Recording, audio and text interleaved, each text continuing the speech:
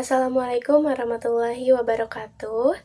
Sebelumnya, perkenalkan nama saya Nur Ajijah dengan NIM 202400400124. Di sini saya sebagai mahasiswa Teknik Informatika Universitas Nusa Putra. Pada video kali ini, saya akan menyampaikan resume dari mata kuliah umum yang sebelumnya saya ikuti untuk tugas mata kuliah Agama dan Etika dengan dosen pengampu Ibu Nasiratun Nisa. Langsung aja saya akan bahas perkembangan AI di era digital ini membawa paradoks besar.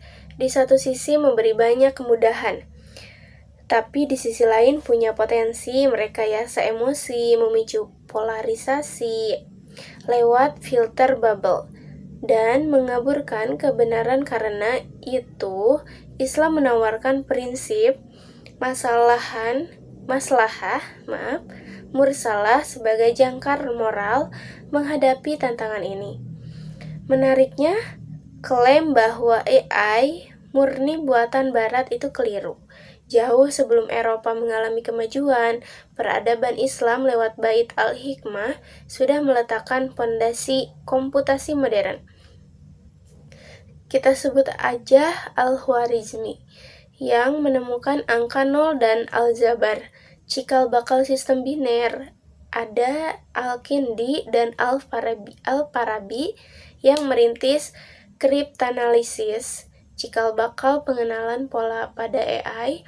Ibnu Sina meletakkan dasar diagnosis klinis yang menginspirasi sistem pakar, dan Ibnu Al-Haytham lewat eksperimen kamera obskura menjadi rujukan teknologi komputer vision. Secara teknis, AI modern bekerja lewat loss function untuk meminimalkan error tanpa mempertimbangkan nilai moral. Ini menggeser makna ilmu pengetahuan jadi sekadar probabilitas statistik untuk kepentingan bisnis. Dampaknya ini muncul ancaman atrofi intelektual, yaitu kemunduran nalar kritis mahasiswa akibat ketergantungan pada AI. Sekaligus ancaman degradasi akhlak karena proses oleh batin tidak bisa digantikan mesin. Disinilah pemikiran Imam Al-Ghazali relevan. AI mungkin unggul di ranah burhani, yaitu logika rasional dan empiris, tapi tidak akan pernah menjangkau ranah bayani, kebenaran wahyu, apalagi ranah irfani, intuisi spiritual. Sebagai solusi, misi rahmatan lil alamin dalam Quran Surat Al-Anbiya ayat 107 harus diperluas ke dunia digital. Manusia sebagai khalifah wajib merancang teknologi yang damai dan bermoral, serta menegakkan tabayun digital sesuai Quran Surat Al-Hujurat ayat 6 untuk menyaring hoaks dan propaganda siber. Intinya, AI harus diposisikan sebagai alat bantu belajar, bukan pelarian dari disiplin nalar. Kemudian, tentang khilafiyah. Khilafiyah ini adalah persoalan yang hukumnya belum disepakati ulama, dan ini hanya terjadi pada perkara furu atau cabang, bukan pada pondasi akidah seperti keesaan Allah. Perbedaan pendapat ini justru rahmat bagi umat dan sudah terjadi sejak zaman sahabat Nabi. Ada 5 faktor penyebab khilafiyah ini.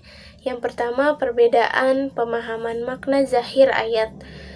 Kedua, itu perbedaan penilaian derajat hadis. Yang ketiga, adanya dalil nasikh mansukh. Yang keempat, perbedaan metode istinbat hukum. Dan yang terakhir, perbedaan penerapan qiyas. Contohnya ini bisa kita lihat pada hukum kurban, di mana mazhab Hanafi mewajibkan Sementara mazhab lain menilainya sunnah muakkadah atau soal ziarah kubur yang awalnya dilarang, lalu diperbolehkan setelah keimanan umat kuat. Ada juga soal zakat fitrah yang di Indonesia memakai beras lewat proses kias dari kurma. Yang paling penting, materi ini menegaskan sikap yang diharamkan dalam menyikapi khilafiyah, merasa paling benar sendiri, mencaci maki atau menuduh sesama muslim, dan memaksakan pendapat kepada orang lain. Perbedaan itu ibarat selera kuliner. Kalau semua orang hanya suka bakso, kasihan pedagang seblak dan rumah makan Padang lainnya gitu. Begitu juga alam semesta diciptakan berpasangan dan beragam untuk memperkaya kehidupan.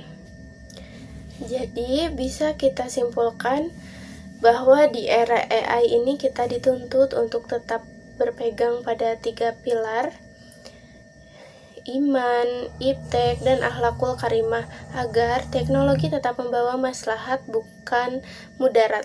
Sementara dalam hal khilafiyah, kita diajarkan untuk saling menghormati perbedaan pendapat karena itu adalah rahmat, bukan alasan untuk berpecah belah. Demikian resu materi kuliah umum yang bisa saya sampaikan.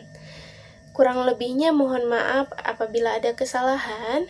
Wassalamualaikum warahmatullahi wabarakatuh.